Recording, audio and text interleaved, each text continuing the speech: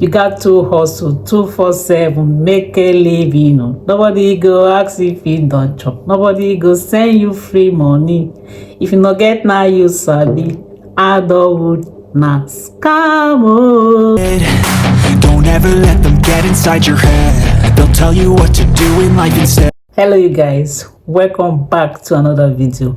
Today's video is for international students who are looking forward to move to Germany, or for international students who just recently moved to Germany and they're confused on what to do in order not to make so many mistakes. I'm here to give advice to international students what I would have done differently, what I would do differently if I have the opportunity to come back to Germany as an international student. These are the things I would do differently.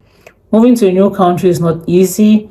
I would advise that you do your research to know the country you're moving to understand the way things are done over there, so that when you come here, you're not going to be having too many culture shocks. You're not going to be embarrassed at so many things that you're going to find here, or so many things are not going to be so shocking to you because, of course, you did your research and you are so prepared for whatever thing you're going to meet. So always advise that you do your research thoroughly so that you inform yourself about the new country you're moving to, on how life plays over there, the cost of living, cost of housing, and just generally understand how life is over here so that you come very prepared. It's better to come prepared than to come and meet a situation that you knew nothing about.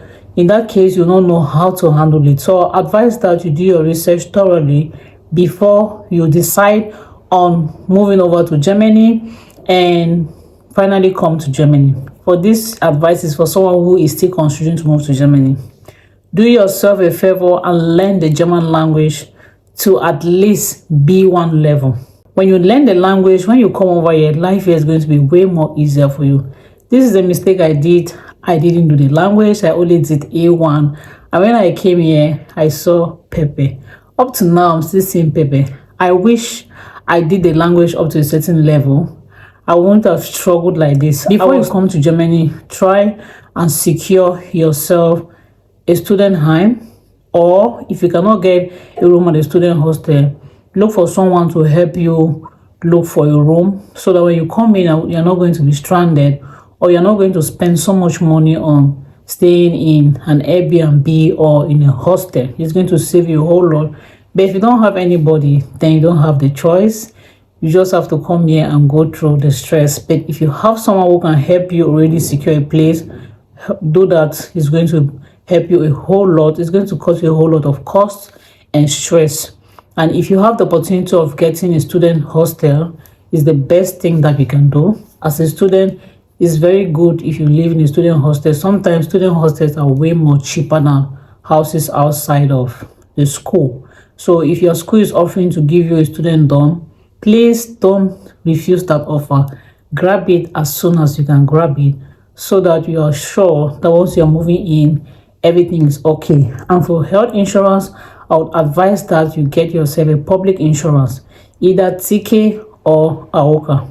These are the two best insurance I know so far. I can testify. For me, I use TK, and so far everything is fine. It covers almost everything about your health insurance. I will not recommend you to have a private insurance, because when you use private insurance, sometimes when you are sick and you are supposed to go to the hospital, they will send a bill to you. You have to pay that bill before your insurance is going to pay for you. Imagine that you visited the hospital and they send a bill to your address that you have to pay, and you don't have the money to pay. What's going to happen? So it's better you have a public insurance like me. I'm using TK, either TK or AOKA. There are other public insurance, but these are the two I can recommend so far. When you have this public insurance, when you visit the hospital, they are going to forward the bill directly to your health insurance company. The health insurance company is going to pay. You have no stress, you have no worries about having money for emergency cases. So for your health insurance, this is the advice I have for you. Register yourself with a public insurance. And when you finally move over to Germany as an international student, I will advise that for your first semester, if it's possible that you can take the semester off, take it off and rather enroll for an intensive language course.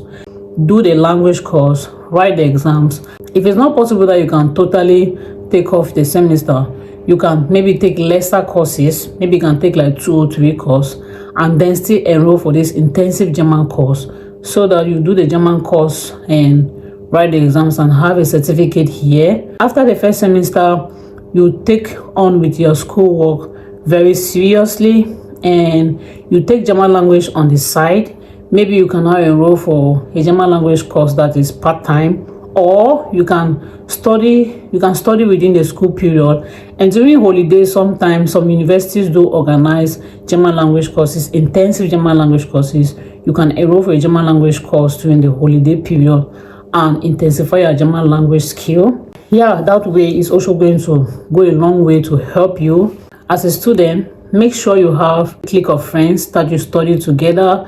Maybe you have assignments that you do together and presentations that you do together. You have group works you do together, so that when you have difficulties, you can always converse with them and they will help you out, and you as well will help them when they also have challenges, so that you all will make it in your studies. If you must work, I will advise that during school period, you should only work part-time or you do mini job. It depends on your situation. Don't do full-time during school period, because there's a temptation of you doing full-time, and when you see that you're getting much money, you might not want to take school serious anymore, and that is not a good thing. You came here for studies. You have to focus on your studies. I bet you if you're done with this school, you're going to make that money. So when you come in, first thing first, concentrate on the language and your book work and get it done. You can work on the side, but don't work too much. Work part-time or work mini jobs during a lecture period, and when it's holiday, you can do full-time, so that by the time you are finishing school, you are good at the language and you have your certificate. In this country, if you are done with school and you have the language command, there's no job that certificate will not qualify you for. Don't fall into this temptation of, I see so many students when they come here and they work, they see that they earn some certain amount of money, they totally forget about school and concentrate more on working, because they have seen that they are getting money from work and forgot what brought them here.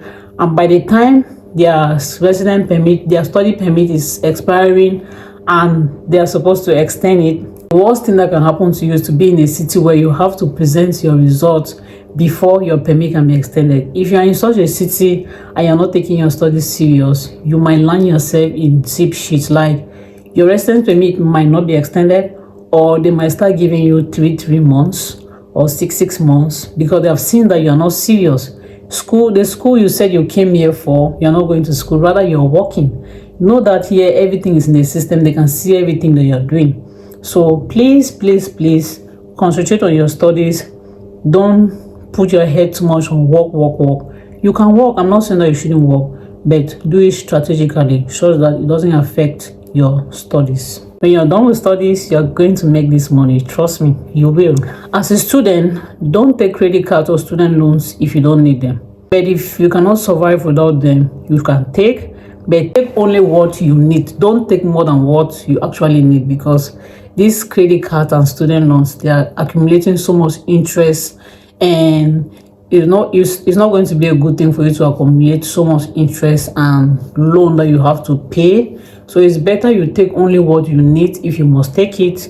But if you can afford not to, I will advise you not to take, because the interest rate is so high. Another very important point is that don't forget to take care of yourself. I know that you're studying, and studying is so stressful and so demanding, but then pause for a minute and make sure you're taking very good care of yourself.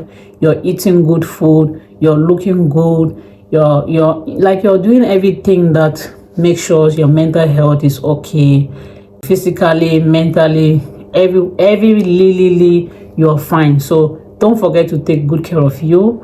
Remember, we have only one life, we don't have two. So don't compromise it. Take good care of you while you're navigating this stressful adulthood that we have found ourselves in. That person that sang that song, adulthood no scam, you better get them for your mind. You got to hustle 247, make a living. Nobody go ask if you don't chop. Nobody go send you free money. If you not get now, you sabi. Adulthood na scam. Oh, finish it for me, you guys. That person who sang this song, I owe you.